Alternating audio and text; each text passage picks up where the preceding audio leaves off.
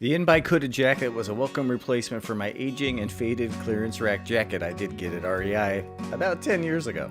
This particular jacket has a super comfy and warm inner liner for the shoulder seasons, and possibly some winter riding if you added a base layer, depending on where you live, of course. There is a non-detachable hood with extra room to fit over a bike helmet.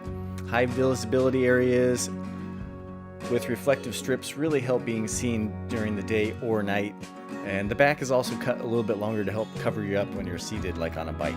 The fit is tapered and slim, so larger people or those who like a loose fit may want to size up from their normal size. The YKK zippers feel great, however the main front zipper is opposite most jackets I've worn and does take a little adjustment to get used to.